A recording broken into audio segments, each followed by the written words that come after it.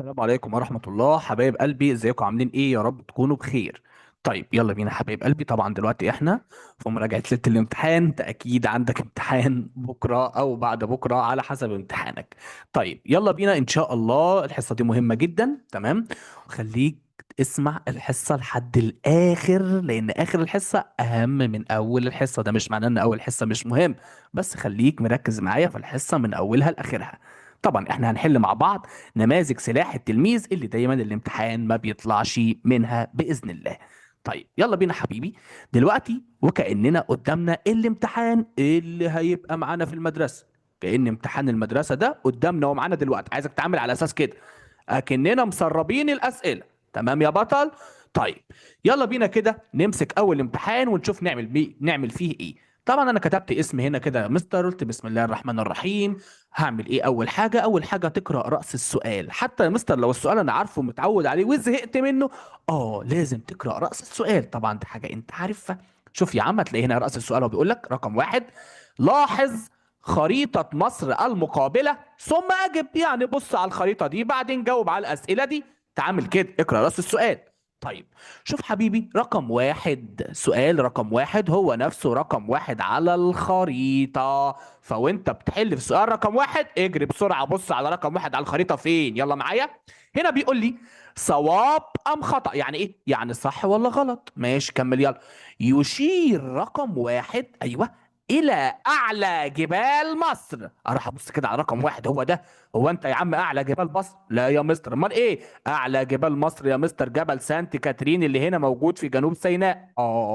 يبقى اذا العباره غلط. طب يا مستر اعمل علامه غلط كده ولا اكتب خطا؟ اي حاجه حبيبي، تعمل العلامه دي كده او تكتب خطا، ايه الاتنين يمشوا، مفيش مشكله هنا خالص. طيب يلا ندخل على رقم اتنين.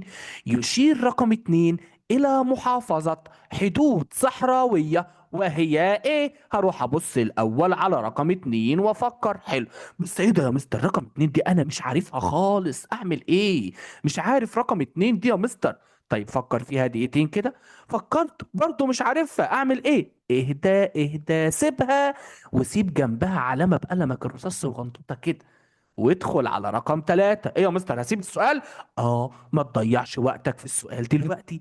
ابدأ بالسهل الأول، واللي انت مش عارفه ارجع له تاني. لكن ما تفضلش واقف عند سؤال ما انتش عارفه وتقعد ساعة تفكر فيه، لا. تعال ندخل على رقم ثلاثة. واحنا كده كده معلمين اهوت على رقم اتنين، هنبقى نرجع له تاني. ماشي يا بطل؟ يلا بينا. العنصر المفقود في الخريطة هو ايه؟ عنصر مفقود يعني مش موجود في الخريطة. طب ما تيجي نشوف كده، هو ايه اللي موجود في الخريطة اصلا؟ ادي يا مستر مفتاح الخريطة اهو، شاطر. وادي يا مستر مقياس الرسم اهو، شاطر. وادي يا مستر عنوان الخريطة اهو، شاطر. ادي ثلاثة، فاضل الرابع. مين بقى الرابع؟ الرابع يا مستر هو، يلا حاول تقول قبلي. هو وردة البوصلة. أيوة كده ممتاز. يبقى العنصر اللي ناقص هو وردة البوصلة، فتروح كاتب هنا وردة البوصلة. تمام يا بطل. خد بالك بقى، لازم وانت بتقرا اسئله الخريطه تبقى مركز جدا. ليه يا مستر؟ هو هيعمل ايه يعني؟ ممكن هنا حبيب قلبي يجي يقول لك ايه؟ العنصر المفقود في الخريطه، بدل ما يقول لك هو يروح يقول لك ايه؟ يستخدم فيه. يعني العنصر اللي مش موجود في الخريطه ده يستخدم في ايه؟ انت بقى تبقى فاهم هو طالب منك ايه. يستخدم في إيه؟ اقول له والله يا مستر يستخدم في تحديد الاتجاهات والمواقع على الخريطة. طب قال لك العنصر هو ايه؟ هتقول له هو وردة البوصلة. سهلة اهي. طيب يلا بينا. اوعوا تنسوا حبايبي ان احنا سؤال رقم اتنين ما حليناهوش لسه، ها؟ طيب تعالى ندخل على اللي بعده. هنا بيقول لي ما المقصود كلا من، مديني كلمة وعايزني اقول له الكلمة ديت هي ايه. تعالى ركز ركز ركز ركز ركز حبيبي. اوعى بص، ركز معايا. تعالى هنا تعالى هنا. انت عندك حاجة اسمها البوصلة، عندك حاجة اسمها وردة البوصلة. يا مستر ما هما الاتنين واحد. استنى يا عم. البوصلة هي أداة تحتوي على إبرة مغناطيسية تشير دائما لاتجاه الشمال المغناطيسي. دي مين يا مستر؟ دي البوصلة. طب تاني عاملة ازاي يا مستر؟ البوصلة عبارة عن أداة اهي. الأداة دي يا مستر جواها ايه؟ جواها إبرة. جواها ايه؟ إبرة. إبرة مغناطيسية. طب يا مستر الإبرة دي بتعمل إيه؟ الإبرة دي دايما بتشير إلى اتجاه الشمال المغناطيسي. وصلت البوصلة. في بقى حاجة تانية حبيب قلبي اسمها وردة البوصلة. طب وإيه يعني يا مستر؟ ما هي وردة البوصلة برضو بتشير إلى اتجاه الشمال المغناطيسي. يا عم استنى بقى. وردة البوصلة هي تستخدم في تحديد الاتجاهات والمواقع على الخريطة. اوعى تنسى الحتة دي. وردة البوصلة تحدد الاتجاهات على الخريطة، اما البوصلة بتحدد الاتجاهات في الواقع وبتشير لاتجاه الشمال. اوعى تنسى. وفي حاجة كمان يا مستر اسمها البوصلة الرقمية. ايوه ممتاز. دي برضه تستخدم في تحديد الاتجاهات والمواقع، ولكن بدقة اكبر وسرعة اكبر. بدقة وسرعة اكبر. تمام. طيب يلا ندخل على اللي بعده. ما المقصود بالخريطة؟ الخريطة هي، يلا بقى كده معايا وانت في الامتحان بقى تكتب بخط جميل وبالراحة، تدخلش الكلام في بعضه، ارسم وفنن. الخريطة هي رسم مصغر لسطح الأرض أو جزء منه. رسم مصغر لسطح الأرض أو جزء منه باستخدام مجموعة من الرموز والألوان ومقياس رسم محدد. طب يا مستر أنا كتبت رسم مصغر لسطح الأرض وخلاص، وأنا لسه هكتب اللي بعده ده. حبيبي هو أنت مستعجل على إيه؟ إحنا عايزين نقفل، عايزين نجيب أعلى درجة. يبقى اكتب كل اللي أنت تعرفه. طب هو مستر ولا ما اعرفوش؟ فكر فيه، حاول، لكن ما تقومش كاتب كلمتين من السؤال وتطلع تجري. الله اعلم مين اللي هيصحح الامتحان بتاعك، هيعديها لك ويحسبها لك صح ولا هينقصك عليها. يبقى احنا نكتب كل كلمة، ما نسيبش ولا كلمة. طيب يلا بينا. سؤال صح وغلط. ايوه ده السؤال بقى اللي انا بحبه يا مستر. بتحب ايه يا عم؟ ده سؤال خطر جدا، محتاج تركيز في كل كلمة. تعال نشوف. يوجد اتجاه فرعي بين كل اتجاهين اصليين. طب هو مستر خطر ليه؟ ما هو سؤال سهل اهو. خطر ليه؟ لان ممكن كلمة او حرف صغنطوط في الجملة يغير الاجابة خالص. وحضرتك لو السؤال اجابته صح وانت رحت عامل كده وقلت غلط، كده حضرتك نقصت 1 درجة، نقصت الدرجة خلاص، مفيش بقى فرصة تانية. علشان كده ايه يا حبيبي؟ سؤال صح وغلط ده تمام، ما تخافش منه، لكن ركز في كل كلمة. اقرأه مرة واتنين. يلا مش احنا قرأناه مرة؟ تعال نقرأه تاني. يوجد اتجاه فرعي بين كل اتجاهين أصليين. ايوه فعلا يا مستر، الاتجاهات الأصلية اهي: شمال، جنوب، شرق، غرب. بص كده يا مستر، بين مثلا الشمال والشرق هتلاقي في اتجاه فرعي هنا اسمه شمال شرقي. بين الشمال والغرب هتلاقي في اتجاه فرعي هنا اسمه شمال غربي. بين الجنوب والغرب في اتجاه فرعي هنا اسمه جنوب غربي. بين الجنوب والشرق في اتجاه فرعي هنا اسمه جنوب شرقي. يبقى اذا بين كل اتجاهين اصليين يوجد اتجاه فرعي. الاجابه صحيحه. تمام. يلا نخش على اللي بعده. مساحة اليابس أكبر من مساحة الماء على سطح الكرة الأرضية. اليابس أكبر من المية؟ إيه الكلام اللي أنت بتقوله ده؟ لا طبعا المية أكبر. عرفت إزاي؟ لأن الكوكب بتاعنا بيسمى بالكوكب المائي، يبقى المية أكتر من اليابس. طب أنا مش مصدق، اثبت لي. المية مساحتها 71% يا مستر من مساحة الكوكب، لكن اليابس 29% فقط. يبقى مين اللي اكتر؟ عندك حق، المية هي اللي اكتر من اليابس. يبقى الاجابة دي غلط. تمام. طيب يلا بينا. ما النتائج المترتبة على، تعال بقى نشوف كده يلا. التأكد من صحة الأخبار قبل نشرها. مستر هو إيه السؤال ما النتائج المترتبة على ده؟ أنا ما أعرفوش يعني إيه. يعني أقول له بسبب؟ استنى، خد تعالى هنا، خد تعالى هنا. مش أنا قلت لك إن ما النتائج المترتبة على معناها إيه اللي حصل بعد؟ إيه اللي حصل بعد. طب يلا يا مستر كده نشوف السؤال. وخد بالك، سؤال ما النتائج المترتبة على بيترد عليه بكلمة ايه؟ أدى ذلك إلى. أدى ذلك إلى. طيب حلو قوي. يعني أنا أول ما أشوف سؤال ما النتائج يا مستر أنزل أكتب تحت هنا على طول: أدى ذلك إلى، أيوه، تكتب أدى ذلك إلى. حلو أوي يا مستر. تعالى بقى يلا نشوف إيه اللي هيحصل بعد ما نتأكد من صحة الأخبار قبل ما ننشرها.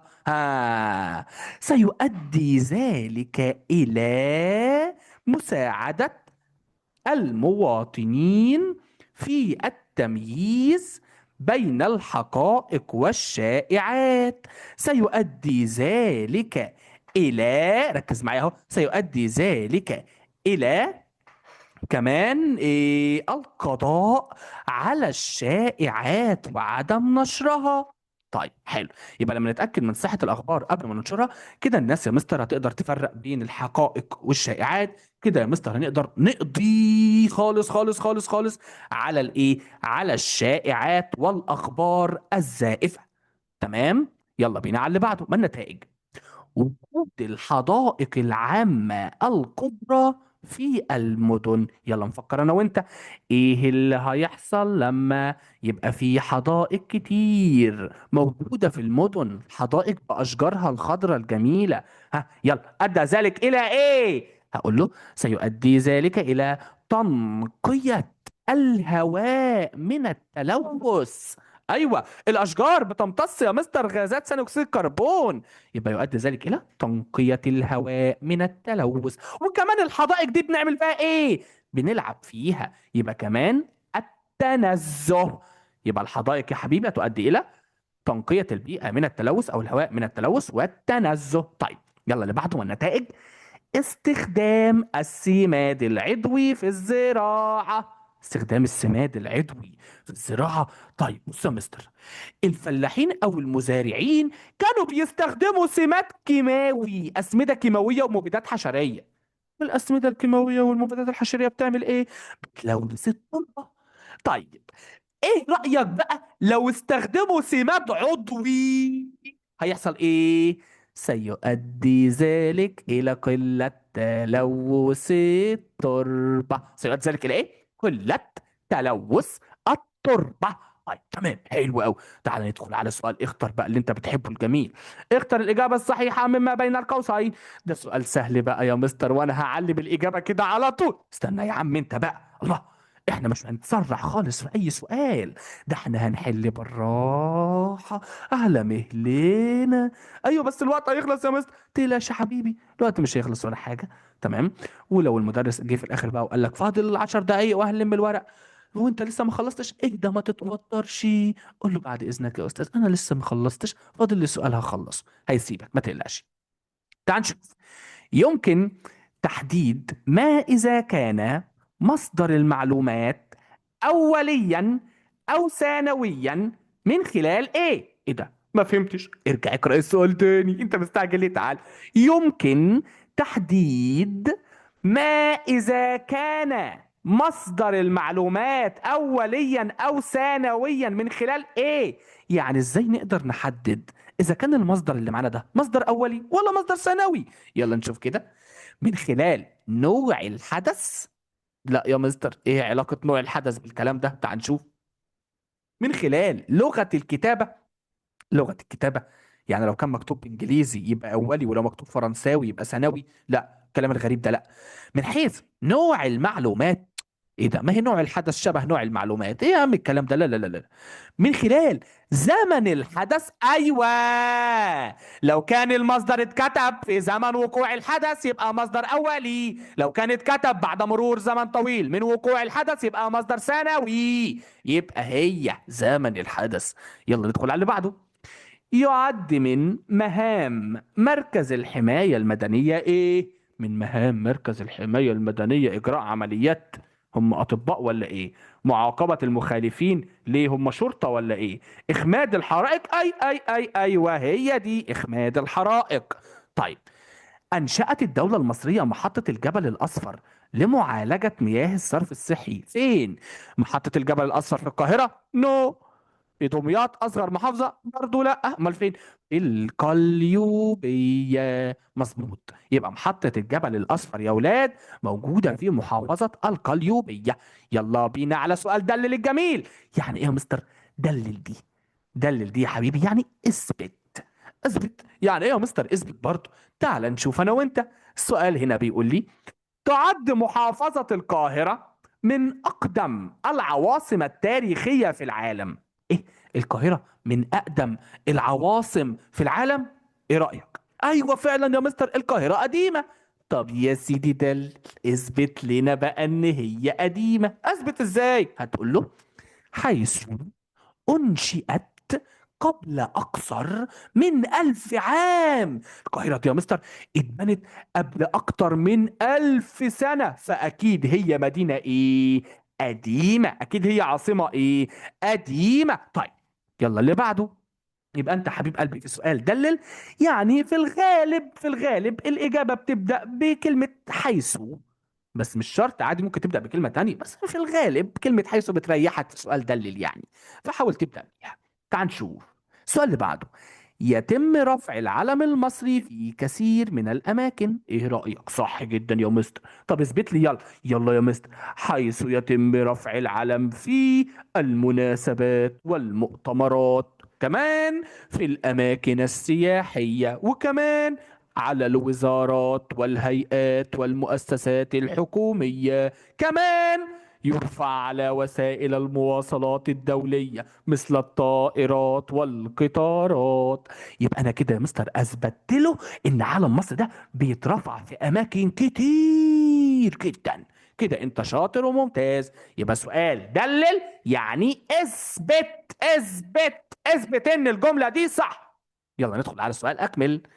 هنا بيقول لي تطور الاسترلاب فظهر نظام. ايه ده؟ ده سؤال تحفة تحفة تحفة، وانا ياما قلت لك خلي بالك منه. جنبه نجمك، ده سؤال مهم. تعال نشوف. تطور الاسترلاب فظهر نظام ايه؟ ايه النسخة بس من الاسترلاب؟ يعني هنا عايز ايه يا مستر؟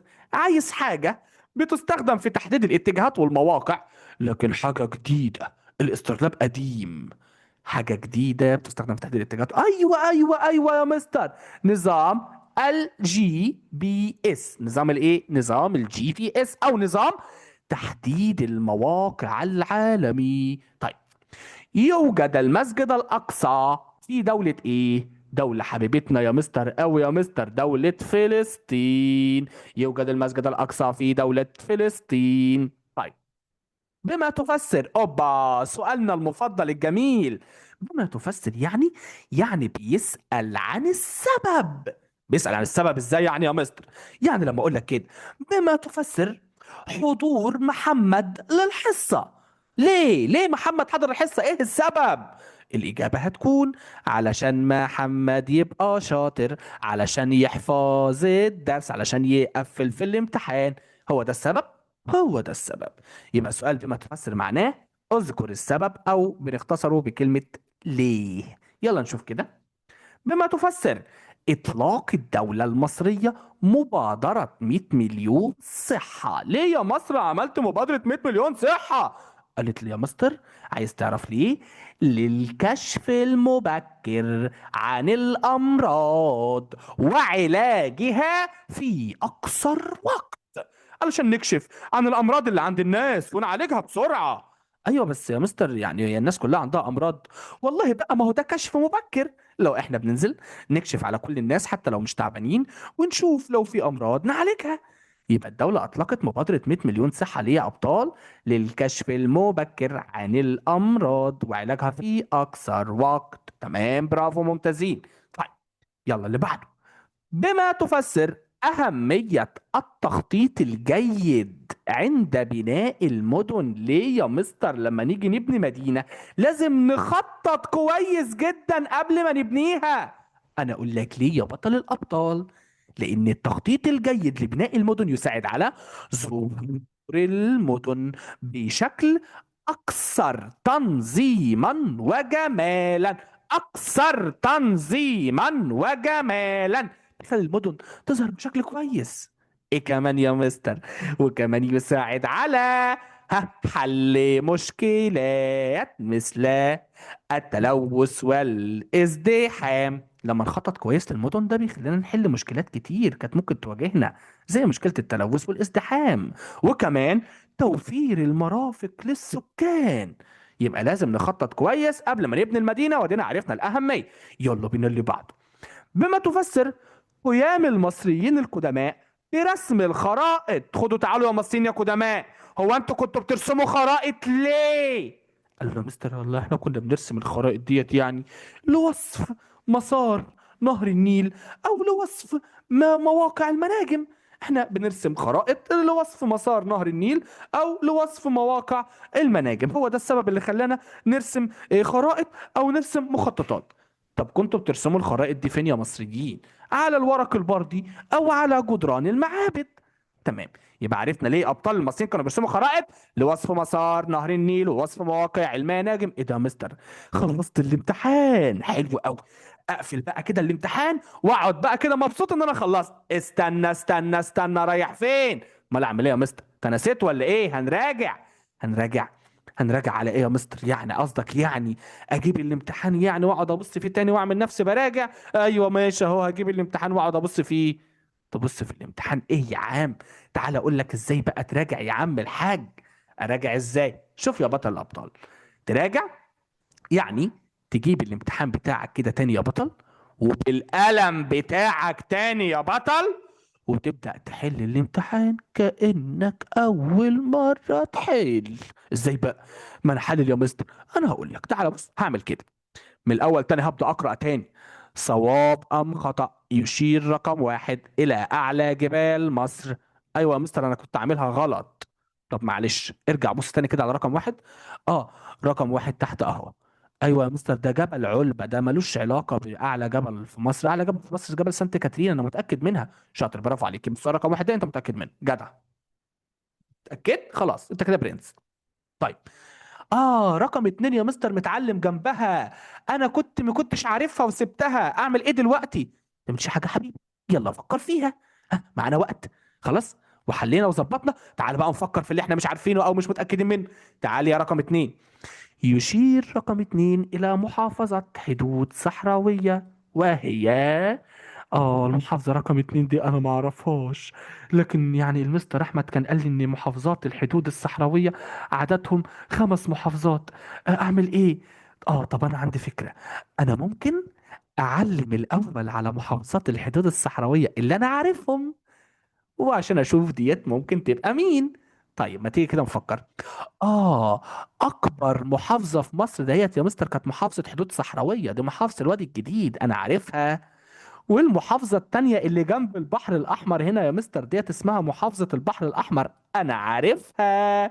وسيناء كان فيها محافظتين، محافظة فوق أهي اسمها شمال سيناء عارفها، ومحافظة تحت اسمها جنوب سيناء أنا عارفها.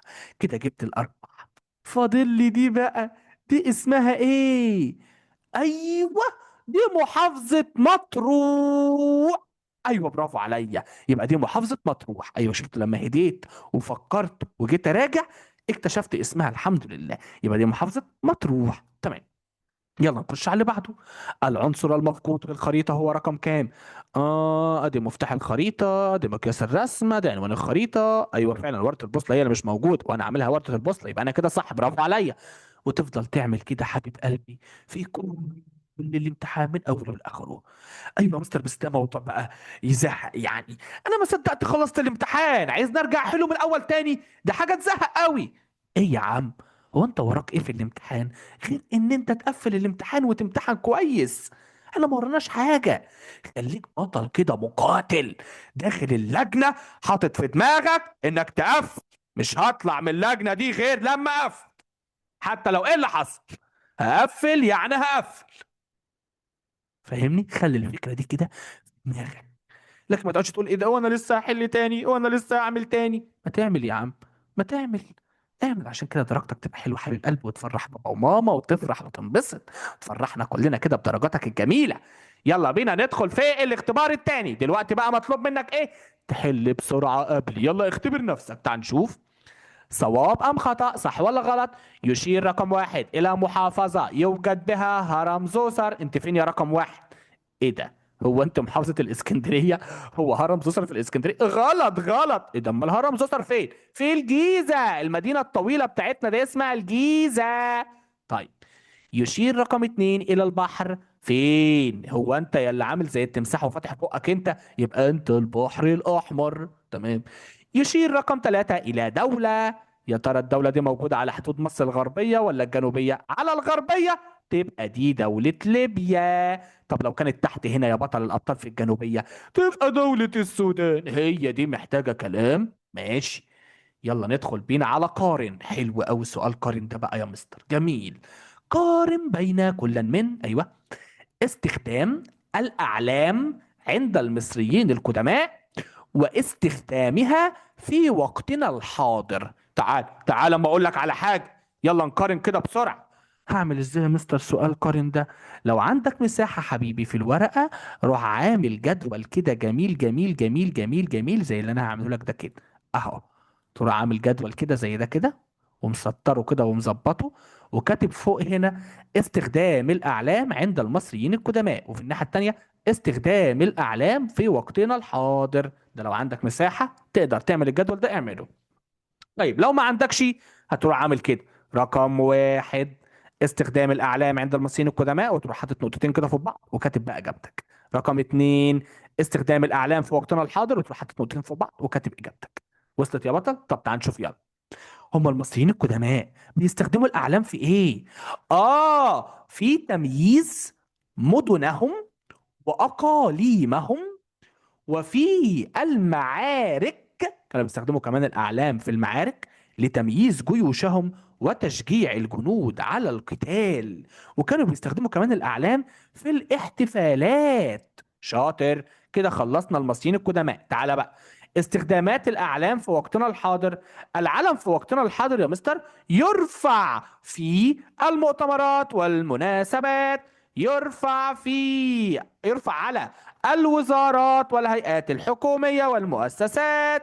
كمان يا مستر يرفع على المواقع السياحية والمعالم الأثرية، كمان وسائل النقل مثل الطائرات والقطارات. يبقى أنا كده كتبت كل حاجة وحسنت خط وظبطت الدنيا. طيب، قارن بين الصور الجوية والصور الفضائية. تعالى ده مقارنة جميلة قوي يا مستر. الصور الجوية يلا هي ايه؟ هي صور يتم التقاطها بواسطة الطائرات. حلو قوي، شاطر. وتغطي مساحة محدودة من سطح الأرض، وتستخدم في رسم الخرائط. اوعى تنسى والنبي الحتة دي، الصور الجوية والصور الفضائية بيستخدموا في رسم الخرائط. طيب والصور الفضائية بقى يا مستر؟ يلا نفس الكلام. الصور الفضائية هي ايه؟ هي صور يتم التقاطها بواسطة الأقمار الصناعية، وتغطي مساحات أوسع وأكبر من الصور الجوية، وبرضه تستخدم في رسم الخرائط. اوعى تنسى الصور الجوية والفضائية، لو حد قال لك أهميتها إيه، تستخدم في رسم الخرائط. ماشي؟ ماشي. يلا بينا. صوب ما تحته خط. حلو السؤال ده. بيديني كلمة تحتها خط، الكلمة اللي تحتها خط دي يا مستر كلمة غلط، بشيلها واحط مكانها كلمة تانية حلوة صح. طيب، تعبر عن وجهات نظر شخصية قد تكون صحيحة أو غير صحيحة. هي الشائعات إيه؟ وجهات نظر شخصية. يعني شوف لما حد يقول لي كده إيه، التيشيرت ده يا مستر لونه وحش، أقول له لا يا عم ده حلو، يقول له والله دي وجهة نظري. يعني إيه وجهة نظرك؟ يعني ده رأيي. رأيك؟ يبقى ده اسمه إيه يا مستر؟ ده اسمه الرأي. حلو أوي. يلا اللي بعده. تحيط المياه بسيناء من ثلاث جهات، لذا فهي تعد سهلا ساحليا. مستر سهلا ساحليا ايه؟ بيقول لك تحيط المياه من ثلاث جهات. ايوه يعني ايه؟ يعني تعد يا مستر شبه. شبه ايه؟ شبه جزيرة يا مستر. ايه ده؟ امال الجزيرة هي ايه؟ الجزيرة يا مستر مساحة من اليابس تحيط بها المياه من جميع الجهات، مش من ثلاث جهات. ما دام دي ثلاث جهات يبقى دي شبه جزيرة، لكن لو من جميع الجهات تبقى جزيرة. طيب اللي بعده. ما العلاقة بين كل من ايه يا سيدي؟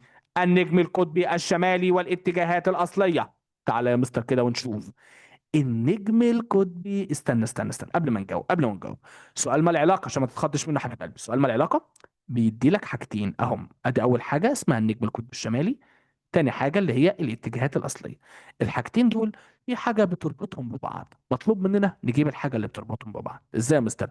زي ما اقول لك، ايه علاقة محمد بمستر احمد؟ هتلاقي ان الاجابة بتقول ان محمد بياخد درس مع مستر احمد، او مثلا تلاقي الاجابة بيقول ان مستر احمد بيشرح الدرس لمحمد وبيفهم محمد. يبقى دي العلاقة بيننا احنا الاتنين. صح كده يا بطل؟ طيب، ايه العلاقة بين النجم القطبي الشمالي والاتجاهات الأصلية؟ هقول له بص يا مستر، النجم القطبي الشمالي استخدمه المصريين القدماء في تحديد الاتجاهات الأصلية، حيث كانوا يستخدمونه في تحديد اتجاه الشمال. عند تحديد اتجاه موقع النجم القطبي الشمالي يستطيعون تحديد باقي الاتجاهات. بتاني، المصريين القدماء استخدموا النجم القطبي الشمالي في ايه؟ في تحديد الاتجاهات الأصلية ليلا. عرفت ازاي يا مستر؟ حيث انهم عند تحديدهم موقع هذا النجم يستطيعون تحديد باقي الاتجاهات. ازاي يا مستر؟ انا مش فاهم الحتة دي. شوف يا حبيبي، انا تايه في الصحراء بالليل، مش عارف الاتجاهات، اعمل ايه؟ ادور في السماء على نجم لامع اسمه النجم القطب الشمالي. طب يا مستر انا شفت النجم اهو، ازاي احدد الاتجاهات؟ اول ما تشوف النجم يا بطل الابطال اقف قصاده. طب ولما وقفت قصاده يا مستر، كده يبقى الاتجاه اللي انت واقف فيه ده اتجاه الشمال. حلو قوي يا مستر. ويبقى الاتجاه اللي وراك هو اتجاه الجنوب. يبقى قدامي شمال، ورايا جنوب. افرد ايديك الاتنين، ايدك اليمين يبقى اتجاه الشرق، ايدك الشمال يبقى اتجاه الغرب. يبقى انت كده بديت عارف كل الاتجاهات. فهمت الحتة دي يا بطل؟ طيب، يلا اللي بعده. مركز الحماية المدنية والكوارث الطبيعية، ايه العلاقة ما بينهم؟ هقول له يا مستر والله، مركز الحماية المدنية ده يا مستر يقدم الدعم، ركز، يقدم الدعم للمتضررين من الكوارث الطبيعية مثل الزلازل. مركز الحماية المدنية يا ولاد بيقدم الدعم للناس اللي تضرروا من الكوارث الطبيعية مثل الايه، الزلازل. طيب، اللي بعده بيقول شعار محافظة القاهرة، ماشي، ومكانتها التاريخية. عايزين نقول ايه العلاقة بين شعار محافظة القاهرة وبين مكانتها التاريخية؟ قولوا لا يا مستر، حيث يضم شعار محافظة القاهرة الجامع الأزهر الشريف، سلام، وخلفه شمس ساطعة لتبين أن الجامع الأزهر الشريف هو منارة العلم، هو منارة قصد الإسلام في العالم كله. ويبين شعار محافظة القاهرة، أو يرمز شعار محافظة القاهرة لتاريخ القاهرة أو مكانتها التاريخية. يرمز شعار محافظة القاهرة لمكانة القاهرة التاريخية. تمام، يلا بينا. اكتب ما تشير إليه العبارات التالية. أوكي. تجمع سكني تتركز فيه الخدمات وأنشطة الصناعة والتجارة. في صناعة وتجارة؟ أو تقول لي قرية؟ يا اوعى تقول لي قرية، يبقى ده إيه يا مستر؟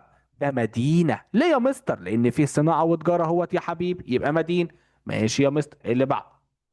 منشآت مخصصة لتقديم الخدمات المتنوعة للناس. حلو، ماشي، منشآت بتقدم خدمات للناس لتسهيل حياتهم اليومية وتلبية احتياجاتهم. تبقى ديت ايه؟ يبقى دي يا مستر الأماكن الخدمية. شاطر، ممتاز. التفكير المسبق لتنظيم استخدام الأرض وتحسين حياة السكان. تفكير مسبق، يبقى ده التخطيط لبناء المدن. يبقى هو ده التخطيط لبناء المدن. طيب، اللي بعده، ماذا يحدث إذا، حلو، تم رسم الخريطة بدون مفتاح الخريطة؟ لو اترسمت الخريطة من غير ما يبقى فيها مفتاح الخريطة هنعمل ايه؟ لو خريطة ما فيهاش مفتاح، ماشي، اظن يعني يا مستر لو خريطة ما فيهاش مفتاح يبقى احنا كده مش هنقدر نفهم معنى الالوان والرموز اللي موجودة في الخريطة. صح ولا غلط؟ ايوه صح، شاطر، ممتاز. يبقى لن نستطيع فهم معنى الرموز والالوان الموجودة في الخريطة. تمام. طيب، ماذا يحدث اذا استسلم الدكتور طه حسين لفقدان بصره. لو كان الدكتور طه حسين يا مستر استسلم كان هيحصل ايه؟ هقول له كان لن يستطيع أن يحصل على الدكتوراه من جامعة السوربون فرنسا. كان لن يستطيع أن يقوم بتطوير التعليم في مصر. لن يستطيع أن يقوم بتطوير التعليم في مصر. كان لن يؤلف العديد من الكتب مثل كتاب الأيام. كان لن يحصل على لقب عميد الأدب العربي. يعني بمعنى صح هتجيب كل أعمال الدكتور طه حسين وهتنفيها. تمام، لان ده سؤال بيقول لك ماذا يحدث اذا لو استسلم هيحصل ايه. طيب يلا نشوف. اكمل. تقع مدينة الغردقة على ساحل البحر الايه. شوف يا حبيب قلبي، انت عندك مدن بتقع على ساحل البحر الاحمر ومدن بتقع على ساحل البحر المتوسط. تعال اقولهم لك عشان ما تلخبطش فيهم. على ساحل البحر المتوسط عندنا مدينة الإسكندرية ومدينة بورسعيد. طبعا في مدن تانية كتير بس دي يعني اللي جت عندك في المنهج بتاعك. اسكندرية وبورسعيد على ساحل البحر المتوسط. لكن الغردقة وشرم الشيخ بيقعوا على ساحل البحر الايه يا بطل الابطال؟ على ساحل البحر يا مستر الاحمر. تمام يلا بينا. سجل المصريون القدماء الخرائط على جدران ايه؟ سجل المصريون القدماء الخرائط على جدران المعابد. شاطر، على جدران المعابد. طيب بما تفسر تعد الصور التي تلتقط أثناء الحدث مصدرا أوليا. صور تلتقط أثناء الحدث تعد مصدرا أوليا. أيوة أيوة أيوة أيوة أيوة يا مستر.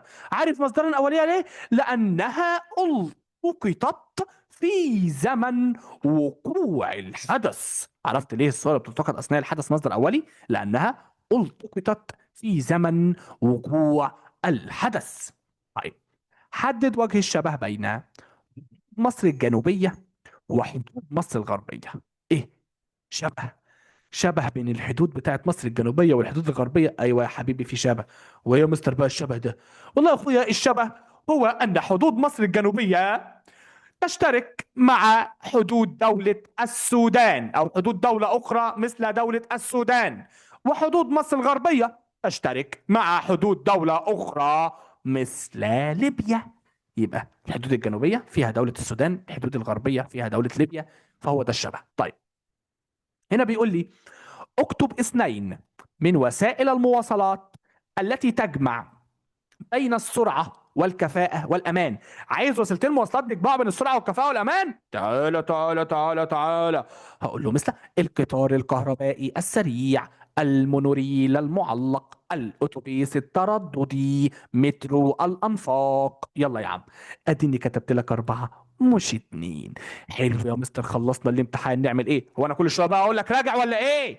راجع يا بطل. حبايبي انت هتسمع كلمة راجع دي كتير قوي في اللجنة. اسمع كلام الاستاذ بتاعك وراجع يا حبيبي. اسمع كلامي انا كمان وراجع يا حبيبي. راجع بجد. والله والله والله المراجعة دي مفيدة جدا للشخص اللي عايز يقفل الامتحان.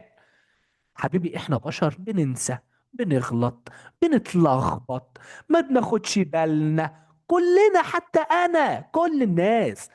لكن المراجعة بقى هي اللي بتصحصحنا. هي اللي بتقول لك خد تعالى انت كنت عامل السؤال ده غلط والسؤال ده اجابته كذا كذا كذا كذا. انت كنت غلطان في السؤال ده. فالمراجعة هي اللي بترجعنا. اوعى تقفل ورقتك وتقول انا خلصت من غير ما تراجع. راجع مرة واتنين وعشرة. يلا بينا نخش على الامتحان اللي بعده. بيقول ايه؟ صواب أم خطأ؟ يشير رقم واحد إلى عاصمة مصر. هبص على رقم واحد. أوبا، عايز تضحك عليا؟ دي مش القاهرة يا حبيبي، دي بني سويف. ما تضحكش عليا يا بابا. لا غلط غلط غلط، دي محافظة بني سويف. أمال فين القاهرة يا مستر؟ أنا حاسس إن هي القاهرة. لا بص القاهرة فين؟ القاهرة فوق. شفت كان عايز يضحك عليك ازاي؟ دي القاهرة حبيبي، مش اللي تحت دي. هي مربع شبهها بس مش هي يا حبيبي. القاهرة فوق اهي. ركز. يشير رقم اتنين إلى نهر إيه؟ نهر النيل. معروفة يعني ماشي. بس خد بالك حتى لو معروفة بروح برضه بص على رقم اتنين. يشير رقم ثلاثة إلى محافظة بها دير. مستر الحقني يا مستر، أنا كنت رايح أكتب محافظة جنوب سيناء. اهدى، هو طالب منك اسم الدير مش اسم المحافظة. يبقى ده دير سانت كاترين. طيب، ما المقصود يا مستر بالموقع الجغرافي؟ اه، الموقع الجغرافي ايه؟ هو موقع المكان بالنسبة لليابس والماء. بالنسبة لإيه؟ لليابس والماء. حلو، شاطر. امال يا مستر الموقع الفلكي هو ايه؟ موقع المكان بالنسبة لخطوط الطول ودوائر العرض، بس مالناش دعوة بيه. تعال، ما المقصود بالمحافظة؟ المحافظة دي هي ايه؟ المحافظة دي يا حبيبي قطعة من التورتة؟ لا، قطعة من الدولة. يعني ايه يا مستر؟ يعني جزء من الدولة، حتة من الدولة يعني. المحافظة هي جزء من الدولة، تضم مجموعة من المراكز والأحياء. تضم مجموعة من المراكز والإيه؟ المراكز والأحياء. طيب، يلا بينا على الصح وغلط. بس أنا هعمل إيه يا مستر؟ هقرأ أصل السؤال، لا ممكن يكون مكتوب هنا في الآخر مع تصويب الخطأ. فأنا هقرأ: اكتب كلمة صواب أمام العبارة الصحيحة وكلمة خطأ أمام العبارة غير الصحيحة. حلو، مش مكتوب صواب أهو. يلا. تستخدم البوصلة الرقمية في الهواتف الذكية لتحديد الاتجاهات بسرعة ودقة. طبعا البوصلة الرقمية بتستخدم في تحديد الاتجاهات بسرعة ودقة. تحافظ الدولة على المناطق العشوائية. ايه؟ تحافظ الدولة على المناطق العشوائية؟ غلط غلط غلط. ليه يا مستر؟ ما هي بتحافظ فعلا. لا يا حبيبي، الدولة تقوم بإزالة المناطق العشوائية وبناء مساكن آمنة وبديلة، لكن مش بتحافظ عليها. الغي الكلام ده، غلط. طيب، ما العلاقة بين الاسترلاب ونظام تحديد المواقع العالمي حبيب قلبي؟ شوف يا مستر، نظام تحديد المواقع العالمي هو النسخة المطورة والحديثة، أو هو النسخة جديدة من الاسترلاب. ده رقم واحد يا مستر، ده رقم واحد. نظام تحديد المواقع العالمي ده، ده النسخة الحديثة من الايه؟ من الاسترلاب. طيب، رقم اتنين: يستخدم الاسترلاب في تحديد المواقع والاتجاهات. يستخدم نظام تحديد المواقع العالمي في تحديد المواقع والاتجاهات برضو. اه، ما دي علاقة اهو. هما الاثنين بيستخدموا في تحديد المواقع والاتجاهات. وصلت يا بطل الابطال؟ يبقى هما الاثنين بيستخدموا في تحديد ايه؟ هما الاثنين بيستخدموا يا مستر في تحديد المواقع والاتجاهات. ممكن اقول له حاجة كمان يا مستر: يعد نظام التحديد المواقع العالمي هو التطور، لو مش عايز تقول بقى النسخة الحديثة، هو التطور الحديث لأدوات تحديد المواقع القديمة مثل الاسترلاب. طيب، يلا بينا على اللي بعده. ما النتائج المترتبة على وجود عنوان لكل خريطة؟ هنا هو عايز منك أهمية عنوان الخريطة، فأنت هتقول له إيه؟ حيث يستخدم عنوان الخريطة في معرفة موضوع الخريطة. طيب، سجل أحد مشاريع الإسكان التي أقامتها الدولة في محافظة الإسكندرية. أوبا، في فعلا يا مستر مشروع للإسكان، مشروع إسكان يا أولاد، يعني مكان بنبني فيه بيوت وعمارات وكده للناس يسكنوا ويعيشوا فيها، مشروع يعني لبناء المنازل والبيوت. طيب، سجل أحد بقى مشاريع الإسكان اللي أقامتها الدولة في محافظة الإسكندرية. آه، مثل مشروع بشاير الخير أهو. مشروع بشاير الخير ده مشروع إسكان اتعمل في محافظة الإيه؟ الإسكندرية. طيب، اللي بعده هنا بيقول لي: استطاع العالم العربي الإدريسي أن إيه؟ العالم الإدريسي أن يطور الاسترلاب. رايح فين؟ ده دي مريم الاسترلابي. طب أن يخترع الاسترلاب؟ لا، ملناش دعوة. امال عمل ايه؟ قام برسم خريطة للعالم. طيب، بقول لك ايه، في حتة هنا برضو انا خايف تيجي لك في الامتحان، فركز معايا فيها. الإدريسي هو عالم عربي وليس مصري. فاهم انت؟ عشان لما يجي لك بقى في سؤال صح وغلط تقول لك ايه؟ استطاع العالم المصري الإدريسي أن يرسم خريطة للعالم. قول له غلط. غلط ليه؟ لأن الإدريسي مش مصري، الإدريسي عربي. طيب، تعال نشوف اللي بعده. أيا من المدن التالية يوجد بها مترو الأنفاق؟ مترو الأنفاق فين يا مستر؟ فين؟ أكيد في القاهرة طبعا يا مستر، شاطر ممتاز، موجود فعلا في القاهرة. القاهرة، الجيزة، والقليوبية. طيب، هنا بيقول لي: تغير شكل علم مصر بعد إيه؟ علم مصر طبعا احنا عارفين ان هو اتغير يا اولاد اكتر من مره، فهنا بيقول لك اتغير بقى بعد ايه؟ بعد ثوره يوليو. مظبوط، ممتاز. طيب، ايه اللي بعده؟ قدم مقترحا واحدا لي.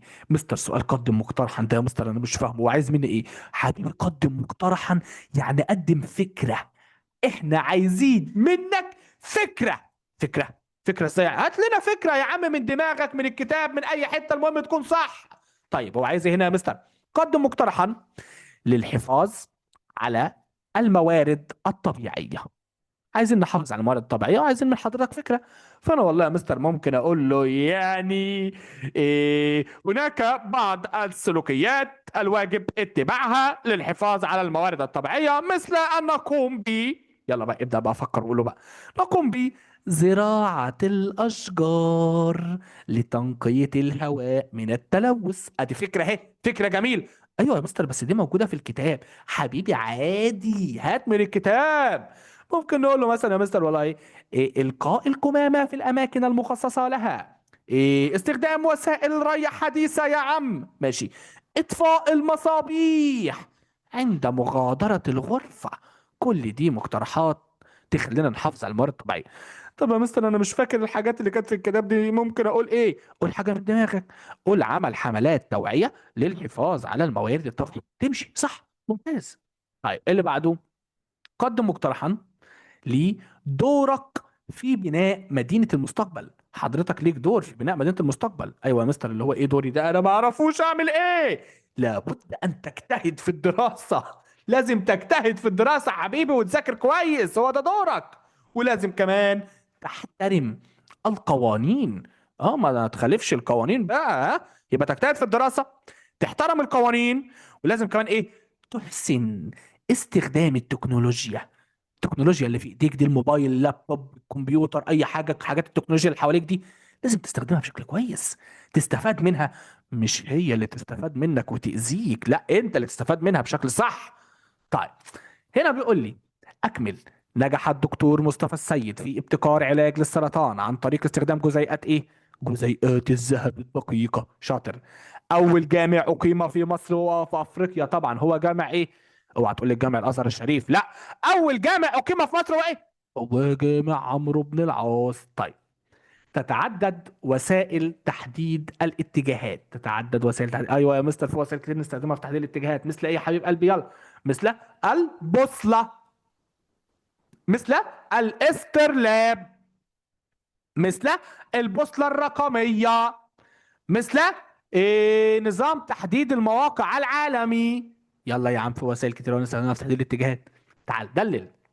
تتبادل المدينة والقرية المنافع. حلو السؤال ده جميل، ها؟ جميل. القرية والمدينة يتبادلوا المنافع. اثبت لي يا مستر. هقول له تعالى حبيبي. حيث أن القرية تنتج منتجات زراعية تستفاد منها المدينة. القرية بتعمل ايه؟ بتنتج منتجات زراعية تستفاد منها المدينة، والمدينة تنتج منتجات صناعية تستفاد منها القرية.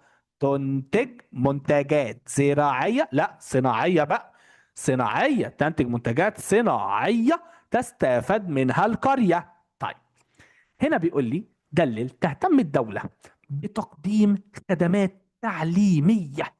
اثبت ان الدولة يا مستر بتهتم بتقديم خدمات تعليمية، حيث تقوم الدولة ببناء المدارس. مش الدولة بتبني مدارس؟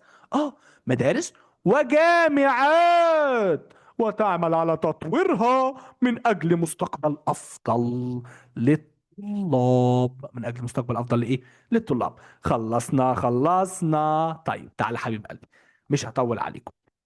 احنا فاضل لنا اختبارين، تمام؟ هحل معاكم الاختبار الرابع والاختبار الخامس ده بقى كمان، معلش بالمره.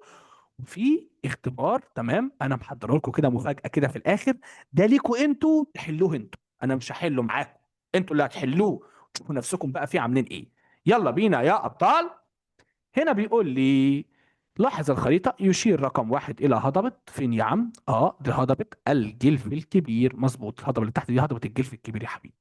أما لو كانت في الصحراء الشرقية هنا تبقى هضبة الإيه؟ العبابدة. تمام. يلا. يوجد بالمحافظة رقم اتنين إيه؟ محافظة رقم اتنين دي اللي هي مين الأول؟ الإسكندرية اللي على البحر دي، ماشي. يوجد فيها إيه؟ أيوه، المسرح الروماني. طيب حدد بالتظليل موقع محافظتك على الخريطة المقابلة. هنا بقى حبيب قلبي انت بتحدد موقع محافظتك انت. لو انت من القاهرة تروح محدد على القاهرة، لو انت من الجيزة تروح محدد على الجيزة، لو انت من المنيا تروح محدد زي ما انت بقى محافظتك فين. فانا مثلا من كفر الشيخ، فاروح محدد على محافظة كفر الشيخ اهي فوق اهيت على البحر. تمام كده يا بطل؟ تمام.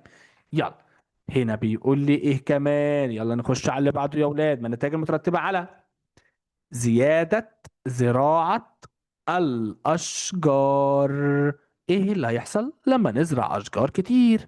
سيؤدي ذلك إلى تنقية الهواء من التلوث. قولها تاني: سيؤدي ذلك إلى تنقية الهواء من التلوث. ماشي، يلا بينا. ما النتائج على التسامح بين أفراد المجتمع؟ تسامح.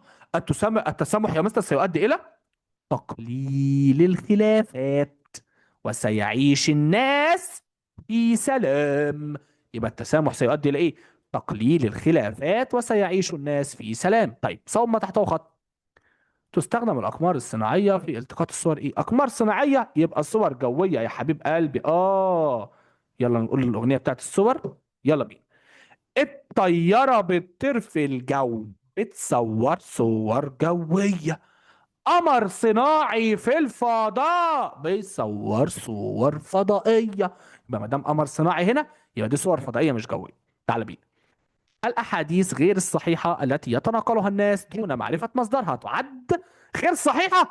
تبقى شائعات مش حقائق. طيب، قارن بين أدوات السكان في الماضي والأدوات المستخدمة حاليا في أعمالهم المنزلية والمهنية. عايزنا أقارن بين أدوات السكان في الماضي ودلوقتي؟ دي سهلة قوي. السكان في الماضي يا واد كانوا بيستخدموا إيه؟ السكان في الماضي يا مستر استخدموا مصابيح الكيروسين. مصابيح الكيروسين.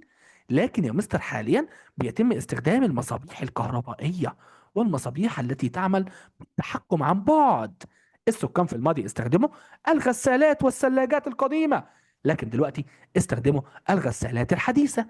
السكان في الماضي استخدموا الهواتف الأرضية، لكن دلوقتي استخدموا الهواتف المحمولة والساعات الذكية. تمام. قارن بين الجزيرة وشبه الجزيرة. الجزيرة مصدر مساحة من الأرض يحيط بها المياه من جميع الاتجاهات، أما شبه الجزيرة مساحة من الأرض يحيط بها المياه من ثلاث جهات فقط. طيب، اللي بعده. قارن بين إنجازات الدكتور طه حسين وإنجازات الدكتور جمال حمدان. تعالى يا مستر. الدكتور طه حسين ساهم في تطوير التعليم.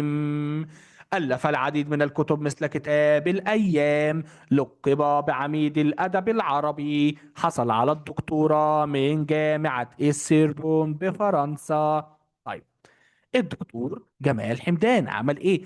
ألف العديد من الكتب والأبحاث المهمة مثل موسوعة شخصية مصر. حصل على جائزة الدولة التشجيعية في العلوم الاجتماعية. تمام. هنا بقى بيقول لي اختر. يلا. يشير النجم القطبي دائما إلى جهة نجم قطب شمالي، يبقى الشمال. تعرضت مدينة السويس عام 1973 لعدوان من إسرائيل. طبعا هو فيه غيرها. طيب، تنظيم المرور من مهام الشرطة معروفة. يلا يا بطل بقى، حل قبل. ها. وضح استخدامات الاسترلاب قديما. الاسترلاب قديما كان يستخدم في ايه؟ يلا معايا. في تحديد اتجاه القبلة وأوقات الصلاة وبداية الشهور القمرية، وكمان تحديد الاتجاهات والمواقع من خلال النجوم. يلا يا عم. ماذا يحدث إذا أنشئت المصانع داخل المناطق السكنية؟ لو عملنا مصانع جوه المناطق السكنية يحصل إيه يا أبطال؟ سيؤدي ذلك يا مستر إلى تلوث سلبي. اكتب ما تشيل العبارة. يشرح معنى الألوان والرموز المستخدمة في الخريطة. مين اللي بيشرح معنى الألوان والرموز؟ مفتاح الخريطة. مساحة شاسعة وعميقة من المياه المالحة. المحيط. مساحة شاسعة وعميقة. طيب، بما تفسر. يعبر علم مصر عن قصة نضال شعب. حصل. طب ليه بقى يا مستر؟ حيث أن اللون الأحمر يدل على دماء الشهداء، واللون الأسود يدل على فترات الاستعمار، واللون الأبيض يدل على الرخاء والسلام. يبقى فعلا العلم بيعبر عن قصة نضال شعب. طيب، بما تفسر أهمية الخريطة للسائحين. يستخدمها السائحين في الوصول للأماكن السياحية والأثرية. طيب، هنا برضو بما تفسر اهتمام دول العالم بدراسة التاريخ المصري القديم. ليه دول العالم يا ولاد بيدرسوا التاريخ بتاعنا والحضارة بتاعتنا؟ ليه يا بطل الأبطال؟ لأن التاريخ المصري يعد، لأن قصد الحضارة المصرية تعد من أعظم الحضارات في العالم. طيب، يلا بينا ندخل على الاختبار الخامس. بص بقى عن الاختبار الخامس ده، حل بسرعة. وريني بقى انت هتجيب كام من 30 درجة بقى من 30؟ عايزين نعرف هتجيب كام من 30. اوعى تجيب واحد من 30. يلا بينا. صواب ام خطأ؟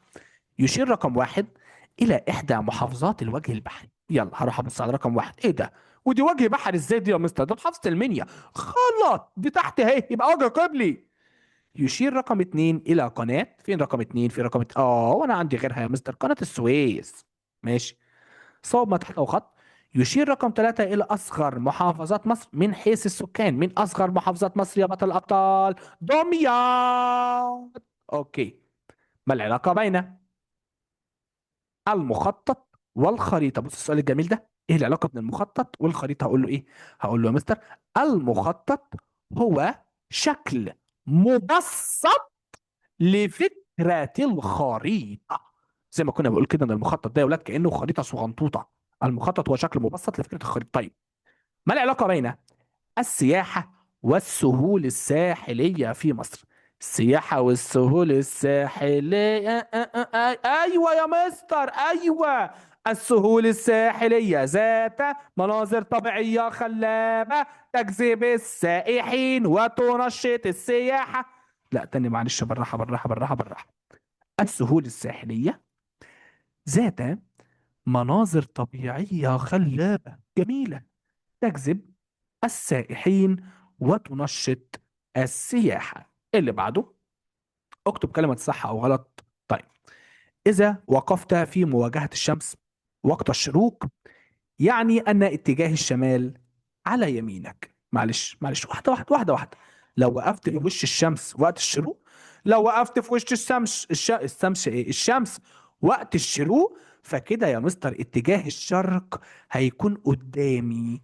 وما دام اتجاه الشرق قدامي، يبقى اتجاه الغرب ورايا.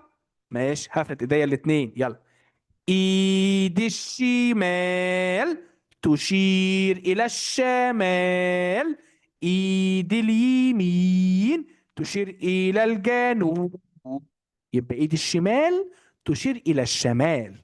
لكن هنا بيقول لي اتجاه الشمال على يمينك. لا يا بطل، غلط، الجنوب هو اللي على يميني. اللي بعده، كان والد مريم الاسترلابي يعمل في مجال الطب. ايه ده؟ غلط طبعا، مجال الفلك.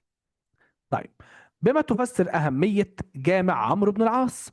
يعد أول جامع في مصر وإفريقيا. يعد أول جامع أنشئ في مصر وإفريقيا. طيب، بما تفسر أهمية الصور الفضائية والصور الجوية. فاكر مش أنا قلت لك عليها؟ يستخدم في رسم الخرائط. رسم الإيه ولاد؟ أنا حاسس السؤال ده هو يا ولاد سؤال هيجي في الامتحان، حاسس. أهمية الصور الجوية والفضائية يا ولاد، يستخدموا في رسم الخرائط. ها، اوعى تنسى.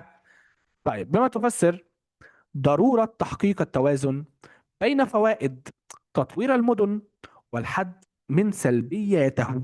حبيبي، تطوير المدن ليه آثار إيجابية جميلة، وليه تحديات أو أضرار. فاحنا المفروض يبقى فيه توازن، توازن بين الحاجات الحلوة وبين الحاجات الوحشة. ما ينفعش يبقى في حاجات وحشة أكتر من الحاجات الحلوة، لا، لازم يبقى في توازن كده. طيب، ليه بقى يا مستر؟ ده سؤال بما تفسر.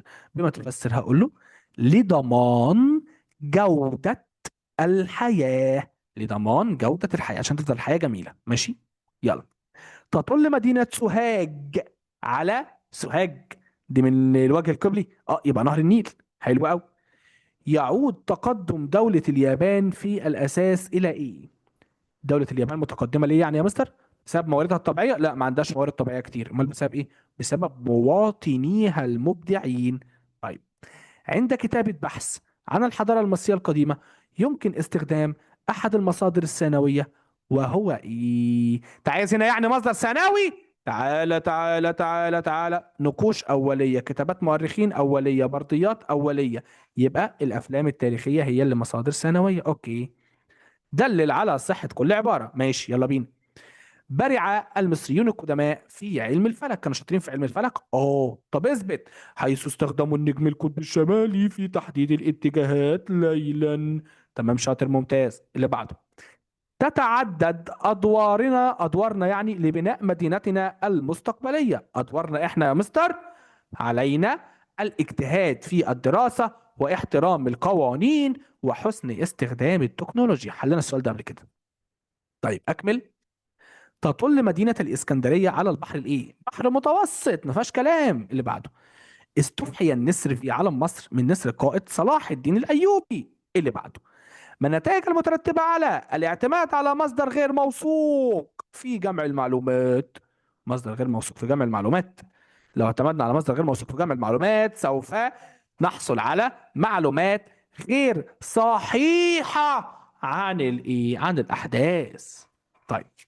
اكتب أحد واجباتك تجاه المدرسة. أن أحافظ يا مستر على المقاعد وكل الأدوات المدرسية، أن أحترم المعلمين وأقدر دورهم، وأن أضع القمامة في الأماكن المخصصة لها ولا أكتب على الجدران. يلا. هو كاتب اكتب أحد واجباتك، أنا كتبت كل واجباتي. علشان كده حبيبي وأنت في الامتحان ما تكتبش حاجة واحدة، لو تعرف كل حاجة اكتبها.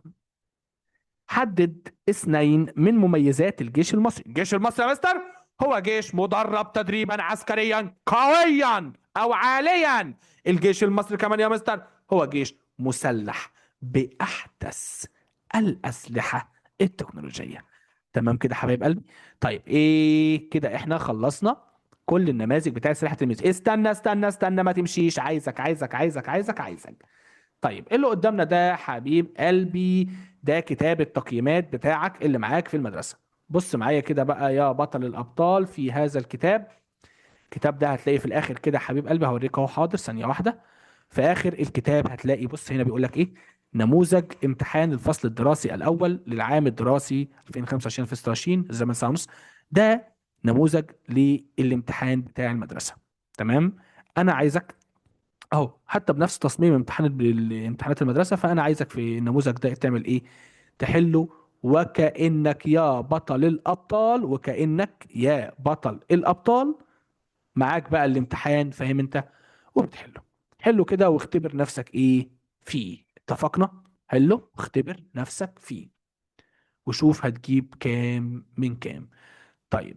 في النهاية حبايب قلبي، أهم شوية نصايح كده تعوزهم قبل ما تروح الامتحان بتاعك. رقم واحد. إيه الفيديو ده يا ريت ما تشوفوش بالليل متأخر، يعني مش لازم تسهر قبل الامتحان، لا ذاكر بدري. مش لازم تسهر قوي، يعني انت اخرك الساعة 9 ولا 10 وتكون نمت. تمام، ما تزودش عن كده.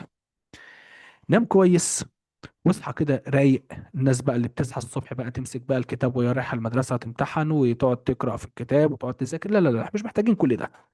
ما دام انت مذاكر كويس وسمعت الفيديو ده كويس وكل كنت كويس طول السنه، فانت حتى لو ما كنتش كويس طول السنه فانت مش محتاج انك تذاكر قبل اللجنه او تذاكر الصبح بدري. الكلام ده مش مفيد، ده هيشتتك وهيلخبط لك معلوماتك. تمام. انت ما تذاكرش قبل الامتحان.